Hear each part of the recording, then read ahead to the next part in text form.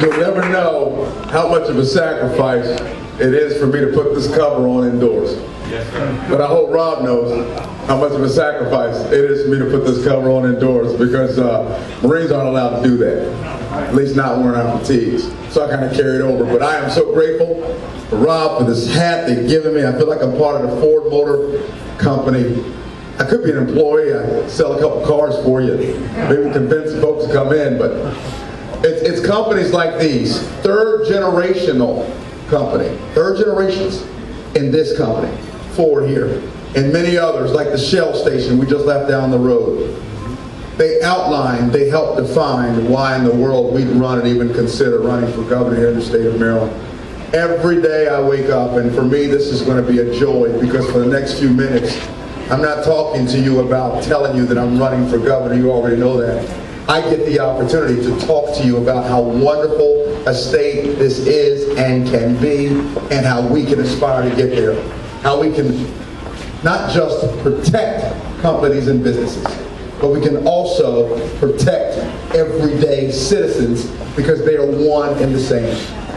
Far too many times we have demagogues, people, parties, groups that attempt to segregate us as Americans so that they can win additional elections without realizing that we're all Americans and we're all Marylanders.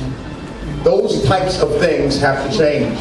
I'm seeking this office not just because we have to preserve business, and not just because we have to help citizens get jobs and come out of the economic crisis we're in. Not just because there are certain areas across our state that are running 11.4 and higher percent unemployment, or overall state unemployment of 7.5%.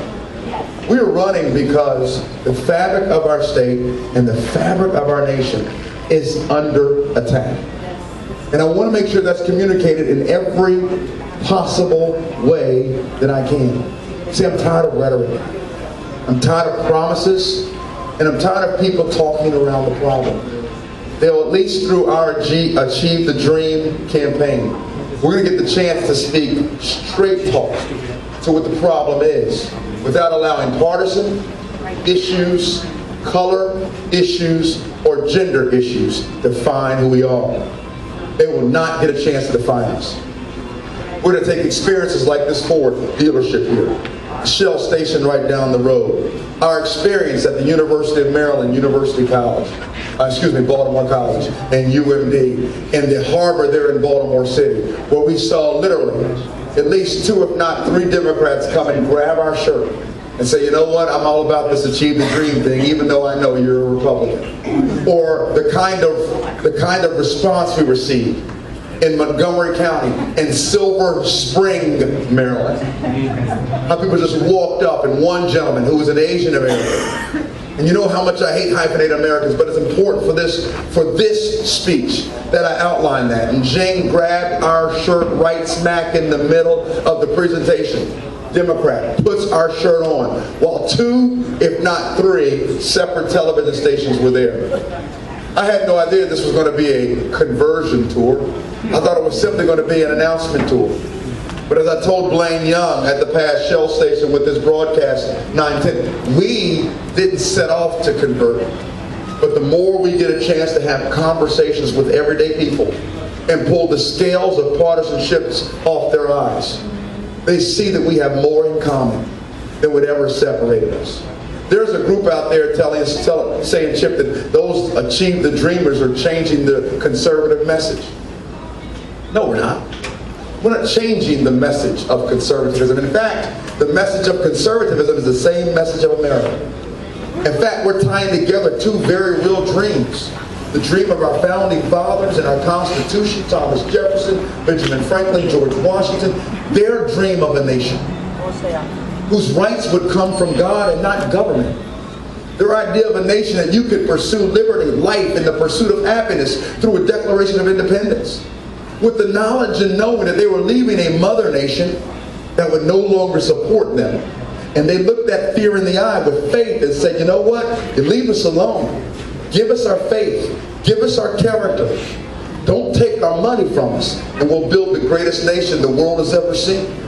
That dream is deeply embodied and intertwined with the same dream of Martin Luther King Jr. 50 years ago, who said he dreamed that one day this nation would not just accept his children, but would judge them by their character's content and not the color of their skin.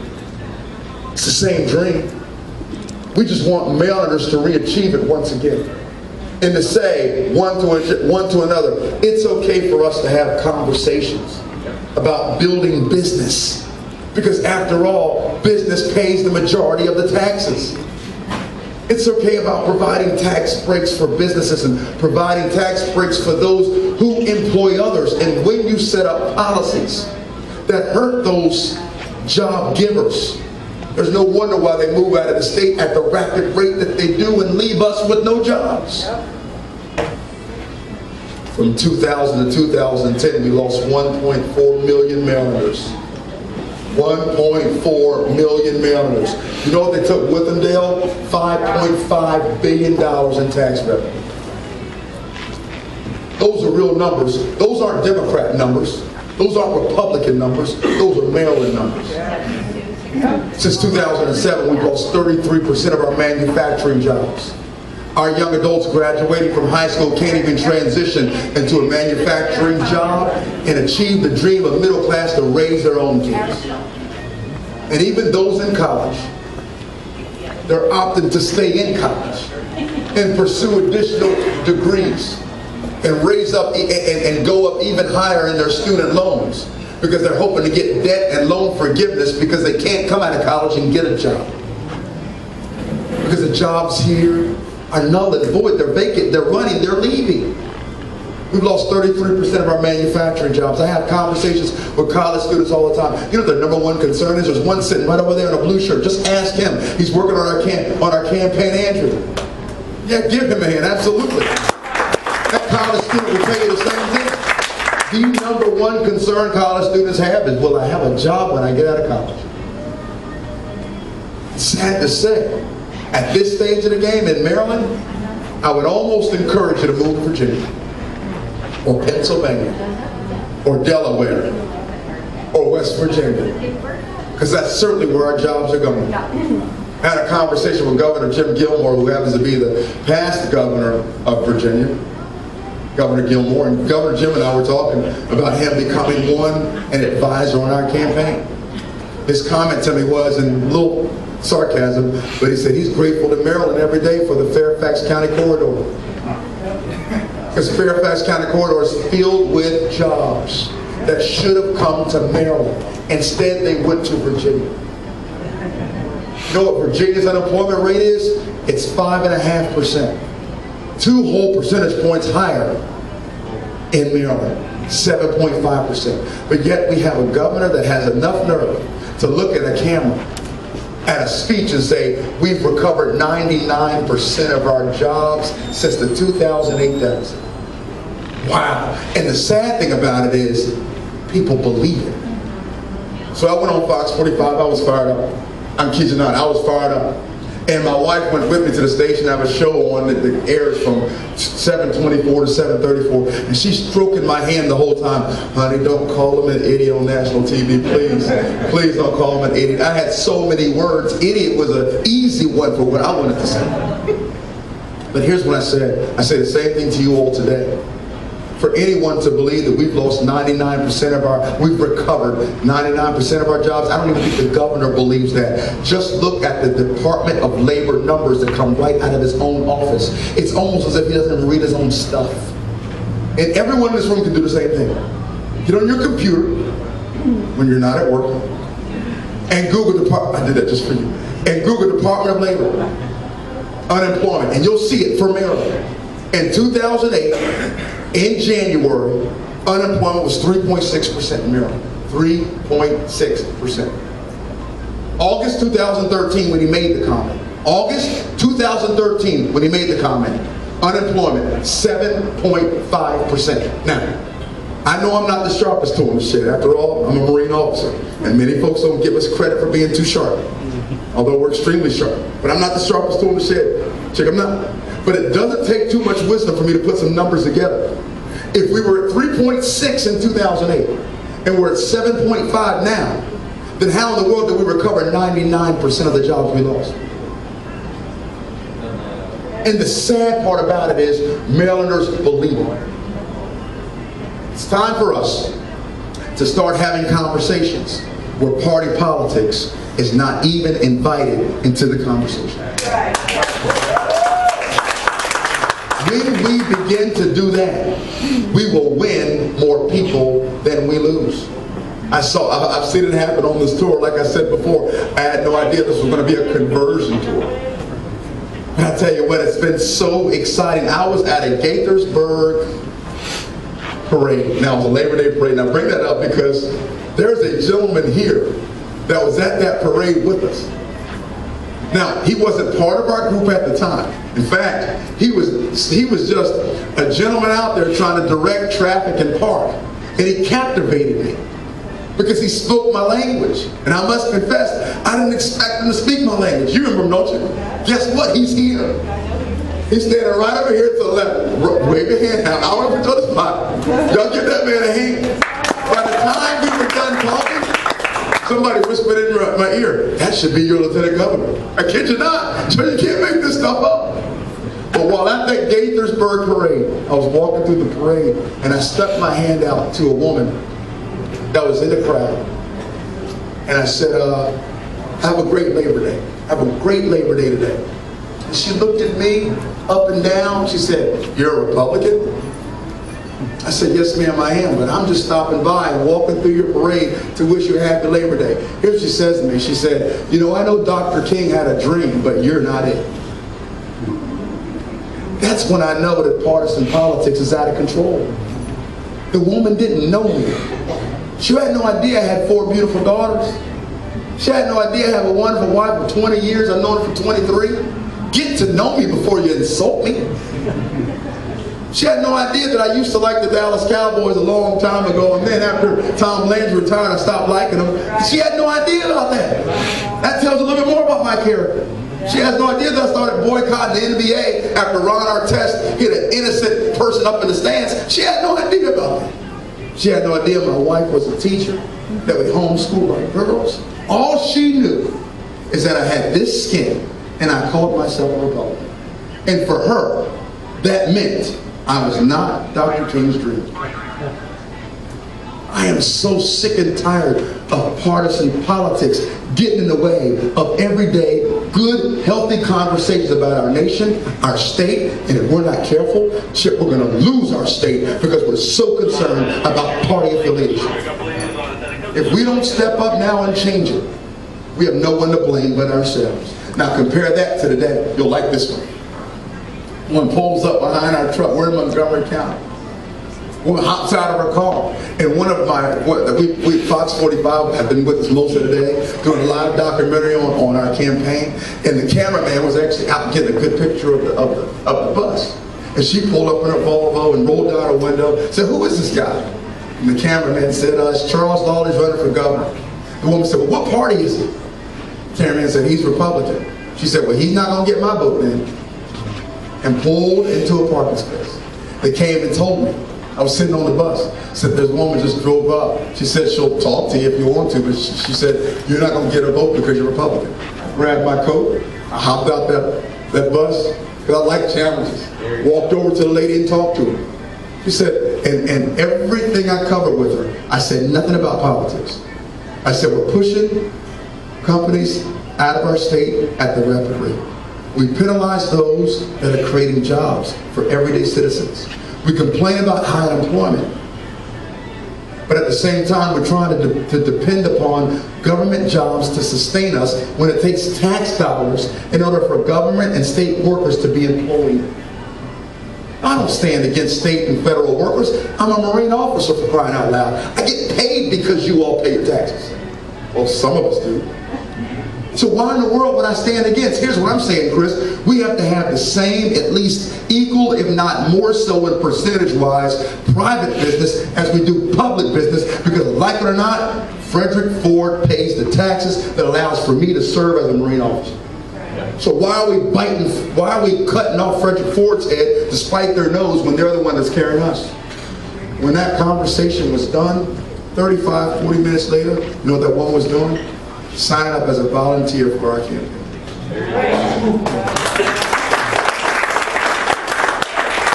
And then she took it a step further. She went and grabbed my wife and me and she prayed for us right there on the spot. Isn't that something? That's how we're going to win this. We're going to win this because we're going to wake people up to a reality. We are losing our state and we're losing our country. We need a governor that is not concerned about trying to win everybody over so you can please everybody at the same time. Joe, I already know I can't do that. There's going to be folks that don't like me. I got it. I'm okay with that. I got it. I'm in a house with 4 daughters and a wife. Many days I wake up and I'm not liked. That's nothing for me. But here's the thing, Barbara. Here's what's important. We're going to connect people. We're going to politely say to them, listen, I'm running to be your governor, not your priest. There's a difference.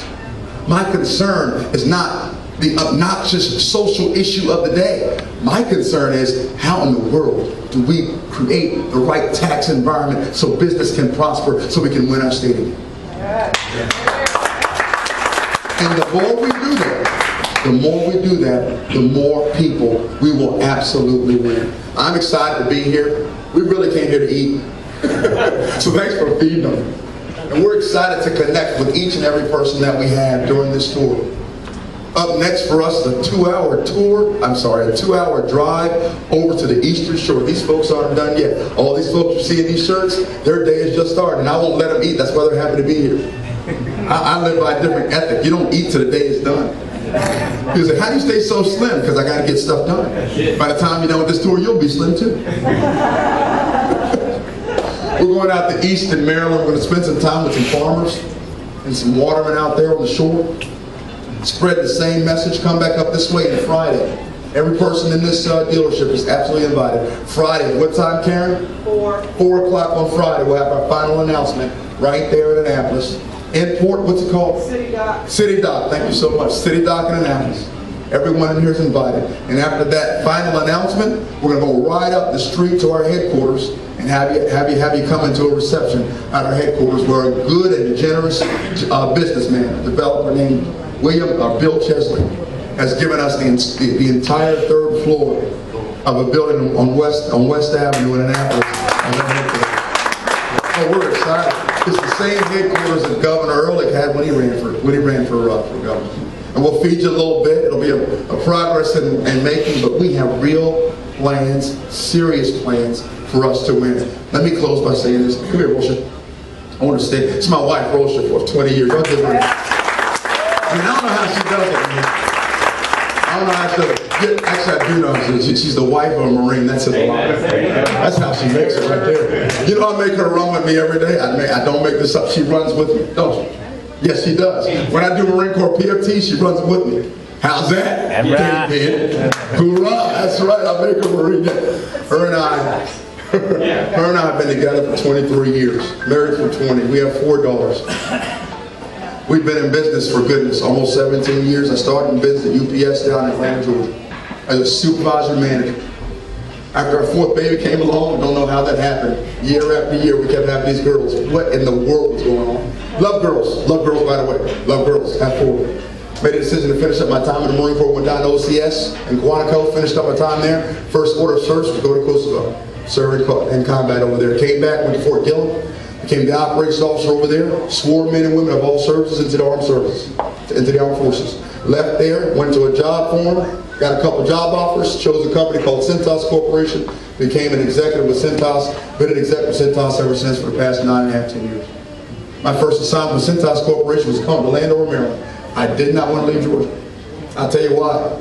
In fact, she almost made sure I didn't come up to Landover, Maryland, because the cost of living is so different than Georgia.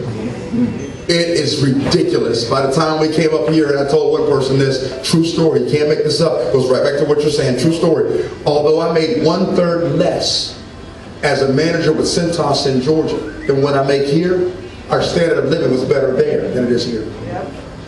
That is asinine. It's tragic. That's when I knew something had to be done. We manage a company at Landover, in my location. We have 213 employees. I think you all use Cintas Corporation here for your mats. Ask me how I know. I can tell the man. I look at them. Okay, good decision. Do we have a Santa service too? I'm sorry. $23 million top line, 212 employees. I understand P&L, profit loss. I know how to budget, but for me, a balanced budget is not good enough. I'm only successful in my business when I'm able to return money in the form of dividends to my investors. That's what measures success. You will get a governor in this team here, and I do mean team. You'll get a governor in this team that we don't just balance budgets. We send every legal, tax-paying Maryland citizen a refund check for money we don't use every year. That's going to be standard practice when we're the governor of this state. Because Dale, when you get that refund check back in your mailbox, you'll already know the budget's balanced. In fact, you got some back we didn't need.